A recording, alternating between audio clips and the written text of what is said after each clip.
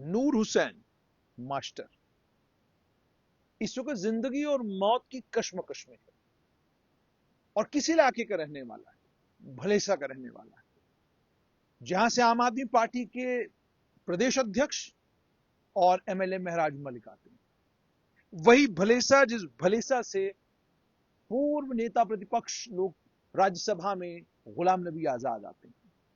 वही डोडा का इलाका जहां से भारतीय जनता पार्टी के ताकतवर एमएलए शक्तिराज परिहार आते हैं। वही इलाका जिस इलाके के बिल्कुल साथ में बदरवा के एमएलए दलीप सिंह राणा है, दलीप सिंह परिहार है, माफ कीजिएगा।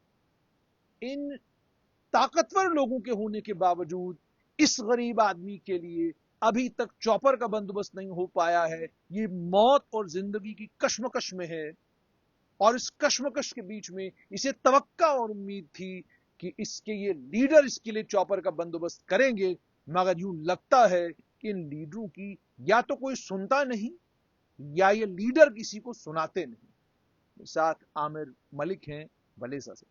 आमिर, मुझे ये बताइएगा, कौन है नूर हुसैन? सर, नूर हुसैन जो है ये मोहम्मद इब्राहिम के बेटे हैं। ये ब्लॉक चिली और आरो विलेज इनका चंपल आता है।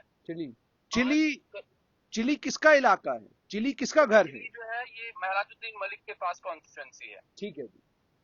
तो सर, आज अलल सुबह करीबन 11:30-12 बजे के आसपास लैंड टिलर जो है, जिस तरीके से एग्रीकल्चरल पर्पस के लिए उसे इस्तेमाल किया जाता है, ये खेती बाड़ी के मामले में अभी खेत में जाते हैं तो वहाँ लैंड टिलर जो ही इन्होंने स्टार्ट की तो उसके बाद वो लैंड टिलर जो है उसके दोनों शॉकर जो है वो निकल गए और इनकी दोनों टांगे जो है वो कट गई। ठीक।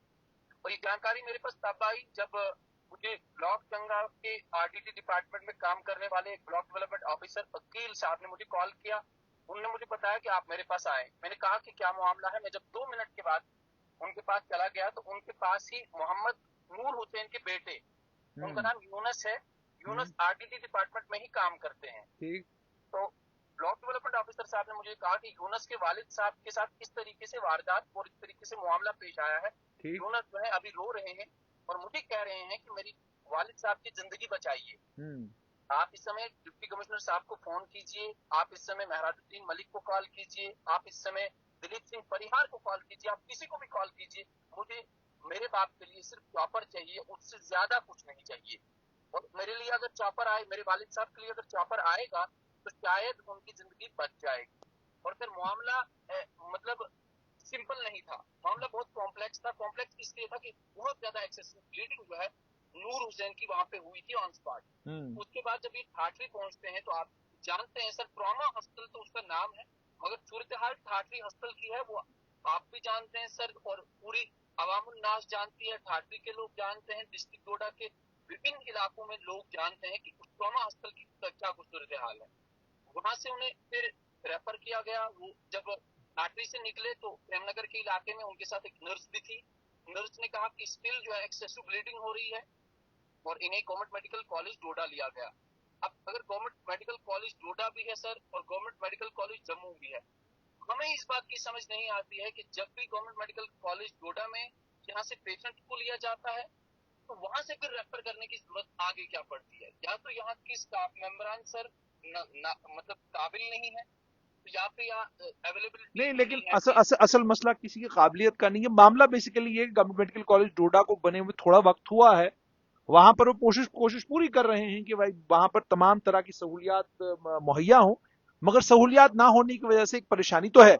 चलिए, गवर्नमेंट मेडिकल कॉलेज जम्मू उन्हें पहुंचाया जा सकता है, इतने ताकतवर एमएलए हैं, भारतीय जनता पार्टी के नेता दलीप सिंह परिहार हैं, और उसके अलावा किश्तवाड़ के हमारे ताकतवर एमएलए और नेता प्रतिपक्ष सुनील शर्मा हैं।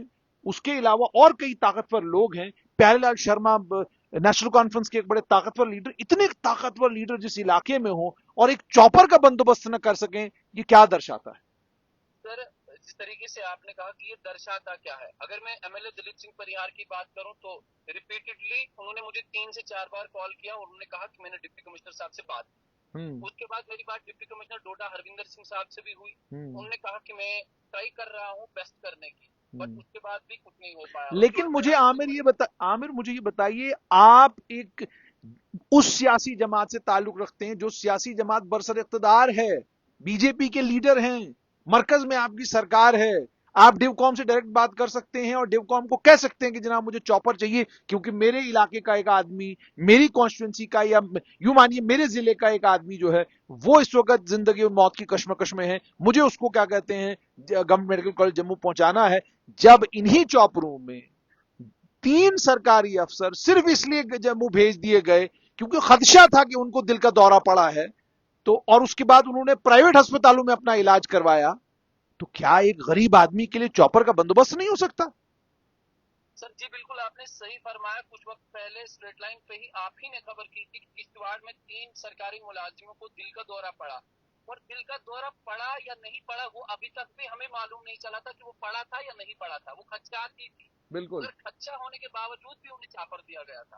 और नूर हुसैन वही गरीब घराने से ताल्लुक रखते हैं और गरीबी में अपनी जिंदगी गुजारी है। ठीक। और आज इस बात का बिल्कुल साफ इकरार हो गया कि जिस तरीके से हमारे लेजिस्लेटर्स को काम करना चाहिए था वो काम शायद इनसे नहीं हो पा रहा है। लेजिस्लेटर ज्यादा अपनी तनख्वाह पे गौर फिक्र कर रहे हैं, असेंबली में बारों बार शोरगुल कर रहे हैं कि हमें सैलरी जो है वो बढ़ाई जाए, और उसके बाद जो गरीब लोगों की जो मुद्दे हैं, जो डिस्ट्रिक्ट डोडा का सूरत हाल है, और एक वक्त में इसी डिस्ट्रिक्ट डोडा की अगर मैं बात करूं तो सर पूरे हिंदुस्तान में इसे कहा जाता था कि डिस्ट्रिक्ट डोडा ही एक ऐसा डिस्ट्रिक्ट है हिंदुस्तान का, ये बैकवर्ड डिस्ट्रिक्ट माना जाता था।